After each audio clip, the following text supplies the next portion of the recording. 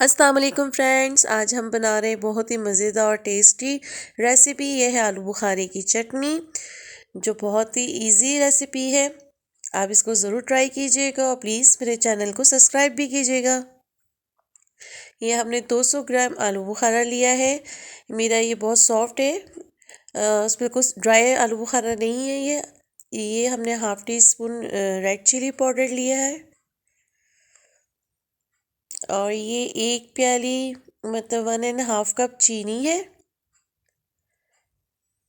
और ये तकरीबन हाफ कप बादाम है। हमें इसे भिगो के छिलके उतार लिए थे। और ये चारों मगज़ है, ये भी तकरीबन 2 टेबल स्पून है। और ये काला नमक है हाफ टी स्पून। और ये नमक बिल्कुल थोड़ा सा टेस्ट के लिए। ये इलायची पाउडर लिया है हमने हाफ टी स्पून। ये 1 टीस्पून हमारा है सिरका। और ये एक दो चुटकी हमने तकरीबन जर्दे का कलर लिया है, फूड कलर। और ये 3 कप पानी है। आलू बुखारे की चटनी के इंग्रेडिएंट्स आप नोट कर लीजिए। आइए हम इसे रेडी करते हैं। ये हमने पतीली में पानी 3 कप जो आपको बताया था वो डाल के इसको थोड़ा गर्म होने दिया। फिर हम इसमें आलू बुखारे डाल दीजिएंगे और इसको अच्छी तरह मिक्स करेंगे।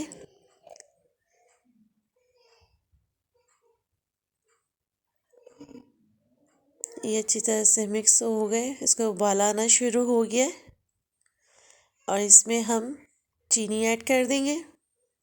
चीनी आप अपने टेस्ट के हिसाब से कम या ज़्यादा भी कर सकते हैं, जैसे आपको मीठा पसंद हो।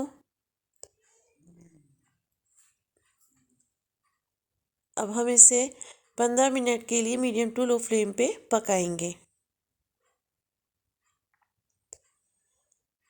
ये देखिए 15 मिनट के बाद कितने मज़े के हो गए आलू बुखारे, अच्छी तरह से फूल के बिल्कुल और सॉफ्ट हो गए हैं।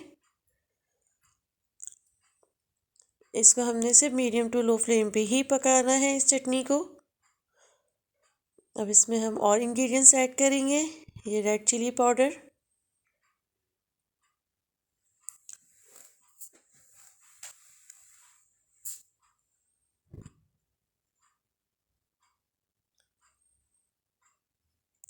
ये काला नमक है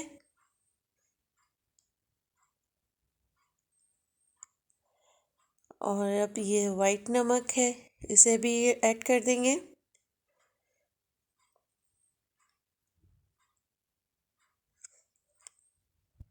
इलायची पाउडर भी हमने ऐड कर लिया।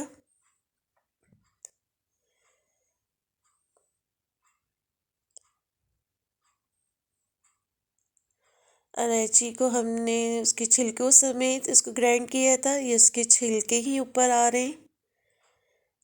इसका एक बहुत अच्छा एक फ्लेवर आता है।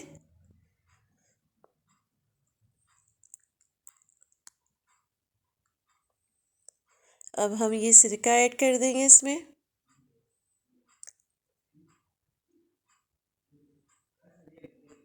और ये 2 चुटकी हमने फूड कलर लिया था येलो, ये खूबसूरत सा कलर आ जाएगा बस। आप अपनी मर्ज़ी का रेड कलर भी यूज़ कर सकते हैं।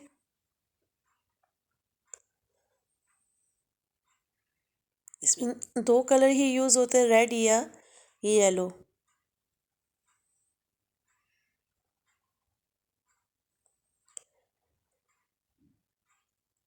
इसको हम मज़ीद इसी तरह पकाएंगे हल्की हल्की आंच पे, थोड़ा ये थिक हो जाए, इसको अच्छे से पकने दें।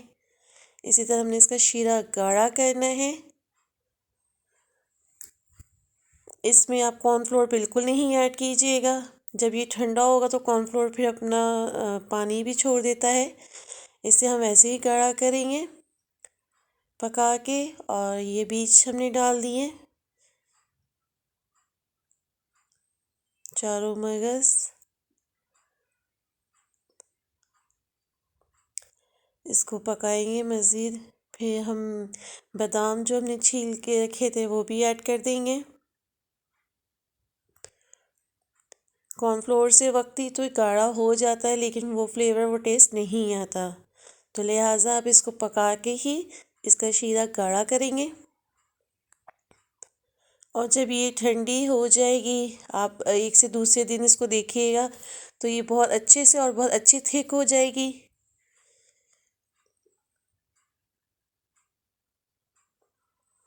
ये बिल्कुल हमारी चटनी अब रेडी है।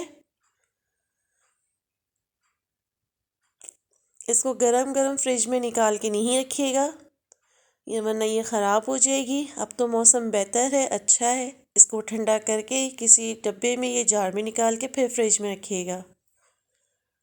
ये देखिए हमने डिश आउट किया है, कितनी ज़बरदस्त लुक आई है, बहुत ही टेस्टी लग रही है, खुशबू भी बहुत प्यारी आ रही है। अगर आपको मेरी वीडियो पसंद आई हो तो लाइक, सब्सक्राइब एंड शेयर ज़रूर कीजिएगा। दोस्तों के साथ भी ज़रूर शेयर कीजिएगा। अपनी दुआओं में याद रखिएगा। इजाज़त दीजिए। अल्लाह हाफ़िज़।